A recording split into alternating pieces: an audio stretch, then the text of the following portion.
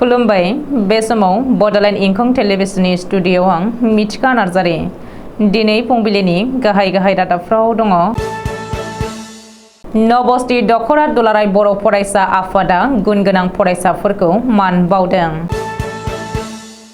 बाक्सा जिल्लानि मसलपुराव गोदानै बेखेवनो लादों स्पकेन इंलिश कर्स मिरु। चिरांनि आमगुरि, बान्दोगुरि आरो माइबां ओनसोलनि रायजो राजाया दैजों लोमजानानै हालाय हाफाय जानांदों। जयपुकुरि गोजौ फरायसालियाव गलाघाट जिल्ला एबसुनि मावथिफारिया मावबादा मेल।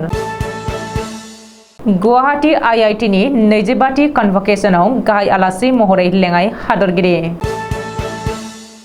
गुवाहाटी LGBI बिरखं गाथोनाव हान्थियारिफोरनि हान्थिनाया 15% बांदों। दलामारा PHCखौ गुबुनाव लांनायनि हेंथायै बखाखादाव सोमावसारदों।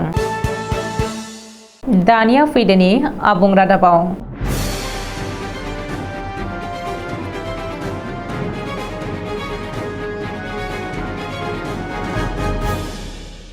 बाक्सा जिल्लानि नबस्तियाव देग्लाय 2023 इं मायथाइनि मेट्रिक आरो HS जोबथा आनजादाव नबस्ति दखरा दुलाराय बर' फरायसा आफादनि बेन्दोङाव थानाय दखरानि मादावनो सेथि थाखोआव उथ्रिसारनाय फरायसाफोरखौ रबिबारखालि बरायनाय आरो मान बावनाय हाबाफारि लानाय जायो। बे हाबाफारिखौ साहा बरिखादंगा गामि आफादनि बाथौ थानसालियाव खुंफुंनाय जादों। बे हाबाफारियावनो दखरा आफादनि आफादगिरिनि मासि सामलायनायाव BR ब्रह्म गोजौ फरायसालिनि आजिरा मोननाय फोरोंगिरि अरुण चन्द्र बर'आ मेलखौ बेखेवनानै होयो। गाहाय आलासि महरै बाहागो लाफैनो हायो बाक्सा जिल्ला दुलाराय बर' फरायसा आफादनि सोलोंथाइ नेहाथारि नितु कुमार ब्रह्म। बिथांजों लोगोसे बाहागो लाफैनो हादों लोगो सोलोंथाइ नेहाथारि उपेन बर', बरबरि दखरा दुलाराय बर' फरायसा आफादनि आफादगिरि निर्मल स्वर्गियारि, नबस्ति गुदि बर' थुनलाइ आफादनि नेहाथारि महन्त ब्रह्म आरो बे मेलावनो बाहागो लाबावनो हायो 62 नं बरमा बिधानसभा बियाबनि MLA जानानै जिबेश्वर स्वर्गियारि आरो दखरा आफादनि बेन्दोङाव थानाय गोजौ, गेजेर आरो गुदि फरायसालिनि गाहाय फोरोंगिरि समाज सिबियारि बिथांमोना बाहागो लानानै हाबाफारिखौ जाफुंसार खालामफैयो। आथिखालाव इंराजिजों रायलायनो एबा इंराजिजों लिरनो इंलिश राव बुंनायाव गावखौ आखा-फाखा खालामनो मोनसे गोनांथार आयदा जानानै फैबाय। इंलिश रावजों रायज्लायनायाव गावखौ आखा-फाखा खालामनो थाखाय मसलपुराव बेखेवदों गोदानै स्पकेन इंलिश कर्स मिरु। सोलोंथाइ लानाया सुबुं जिउआव अरायसम सोलियो। बेवहाय बैसोनि फारागथि गैया। बाक्सा जिल्ला मसलपुर हालामनि थाखाय मोनसे गोजोनथाव खौरां। इंलिश राव सोलोंनो थाखाय मोनसे मोजां खाबु लाबोदों। गोलोम बोथोरनि बन्द'आव मसलपुरनि आमबारियाव थानाय एक्सेलेन्स किड्स प्रि स्कुलाव स्पकेन इंलिश कर्सखौ 25 साननि थाखाय सोलोंथाइ लानो हासिगोन। फैगौ 5 जुलाइनिफ्राय बे कर्सनि फोरोंथाइ होनाया जागायगोन। मख'नो गोनांदि बे स्पकेन इंलिश कर्स मिरुआव गोबां सुबिदाफोर होनायजों लोगोसे बायदि फोरोंथाइफोरखौबो बेवहाय खाबु होनाय जागोन।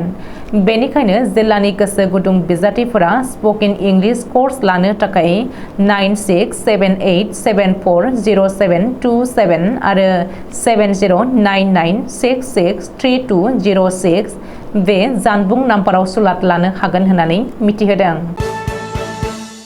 चिरां जिल्लायाव धालिगावनि साहा थानाय आमगुरि, बान्दोगुरि आरो माइबां नोगोर गामियाव उजानि दैसानि दैया लोमसावनायाव दैजों लोमसावजानानै गामिनि रायजो राजाया आथिखालाव जोबोद हालाय हाफाय जानांदों।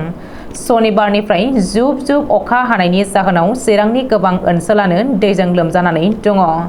माइबां, बान्दोगुरि आरो आमगुरि गामिनि लामाफोरा हान्थुसिम लोमनायाव थांनाय फैनायावबो हेंथा सोमजिदों।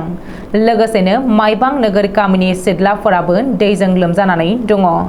फैबाय थानाय सम एबा 24 घन्टासोनि गेजेराव अखाया जुदि हाबावोब्ला बै ओनसोला गोबां खहा जानांनो हागौ। बेनि थाखाय जिल्ला खुंथाया थोजासे राहा लानांगौनि गोनांथि दङ।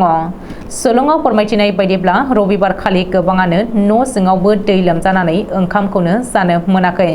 ओजोंहाय धालिगाव IOCL मावख'नि सोनाब फारसे थानाय माथावरिया बायफ्लंनानै ओनसोलनि गोबां जायगायावनो दै लोमनानै दं होननानैबो खौरां मोननाय जादों। गलाघाट जिल्ला दुलाराय बर' फरायसा आफादा गंबा दखरा आरो कलेज दालाइसा एबसुनि बिबानगिरिफोरखौ लानानै जयपुखुरि गोजौ फरायसालियाव मावथिफारिया जथुम मावबादा खुंदों। जिल्ला एबसुनि आफादगिरि सन्जय ब्रह्मआ मासि लानानै दैदेननाय मावथिफारिया जथुमाव मिरु एबसुनिफ्राय बुंथिगिरि महरै बाहागो लायो फारियै गाहाय नेहाथारि कनिन्द्र बसुमतारी, बोसोनगिरि खुंख्रा स्वर्गियारि आरो बानस आफादगिरि खोरोमदाव वारिमोनहा।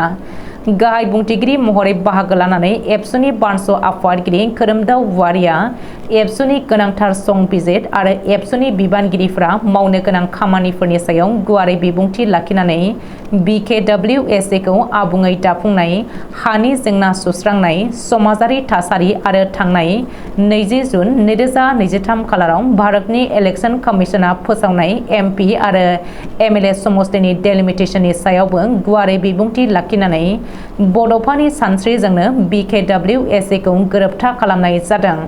बेखायनो एबसुआ बेखौ थाबैनो आबुङै दाफुंनानै होनो सरकारखौ नारसिनगासिनो होननानै गावनि बिबुंथियाव दाजाबदेरनानै बुंबावो। मावथिफारिया जथुमाव मिरु एबसुनिफ्राय नोजोरबोआरि महरै बाहागो लाबावो फारियै लोगो गाहाय नेहाथारि मुस्रि दिनेश ब्रह्म, नेहाथारि निजोम बसुमतारी, बिरदाव बर', बुंथिगिरि अबिद नार्जारी, सुबुं फोनांजाब नेहाथारि बिरखां नार्जारी, सोमदोन ब्रह्म, लहित चन्द्र बर', गेलेमु नेहाथारि गणेश बसुमतारी, लोगो गेलेमु नेहाथारि मनिराम बरगयारी, सोलोंथाइ नेहाथारि सोमावसार बसुमतारी, हारिमु नेहाथारि सुसिल इस्लारि, लोगो हारिमु नेहाथारि बुदिराम बसुमतारी आरो मावख' नेहाथारि नितु बर'आ। फैगौ 4 जुलाइआव जानो गोनां गुवाहाटी IIT एबा इन्डियान इन्स्टिट्युट अफ टेक्न'लजिनि 25थि कनभकेसन हाबाफारियाव लेङाइ हादरगिरि जगदीप धनखड़ा गाहाय आलासि महरै बाहागो लागोन। बे हाबाफारियाव बाहागो लाखांनायनि उनाव लेङाइ हादरगिरि जगदीप धनखड़ा नीलाचल हाजोनि सायाव थानाय कामाख्या मन्दिरावबो दावबायहैगोन होननानै मिथिहोदों। मख'नो गोनांदि आथिखालाव गुवाहाटी IITआ मुलुगनि टप 20 फारिलाइयाव जायगा मोननाय जोबोद मुंदांखा मोनसे गोजौ सारिनि सोलोंथाइ फसंथान। बेनिखायनो लेङाइ हादरगिरि जगदीप धनखड़ा गाहाय आलासि महरै बाहागो लाफैनायनि खाबुखौ नागाराखै। थांनाय बोसोर 2022 मायथाइनि रुजुनायाव गुवाहाटी लकप्रिय गपिनाथ बरदलै इन्टारनेशनेल बिरखं गाथोनाव हान्थियारिफोरनि हान्थिनायनि हारा थांनाय बोसोर 2022 नि जुन दाननि हारखौ रुजुनायाव देग्लाय बोसोर जुन 2023 आव गासै 15% बांदों। देग्लाय बोसोर जुन 2023 आव गासै 5 लाख हान्थियारिफोरा गुवाहाटी LJBI बिरखं गाथोनाव थांदों आरो फैदों।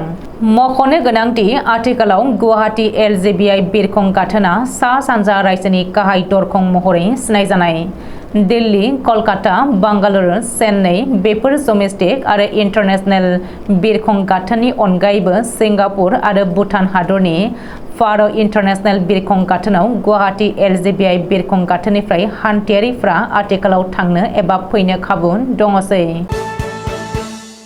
खर'सा आसामनि गलाघाट जिल्लायाव बकाखात दलामारा ओनसोलनि असम जातीयताबादी जुब छात्र परिषदनि दैदेननायाव आसाम सोरखारनि सावस्रि बिफाननि हेंथायै सोमावसारदों। दलामारा प्राइमारि हेल्थ सेन्टार एबा PHC खौ कार्बि आंलं जिल्लानि सिमायारि ओनसोलाव लांनो थाखाय सावस्रि बिफाननि थांखिखौ नेवसिनानै जायगानि रायजो राजाया खुद्रिसारदों। मानो होनोब्ला दलामारा PHC खौ थांनाय 1962 मायथाइयावनो गायसनदोंमोन। बेनिखायनो बै जायगायावनो थांफिनजानो लुबैदों रायजो राजाया। दिनै फुंबिलिनि रादाबा एसेनोसै। गोजोन्थों।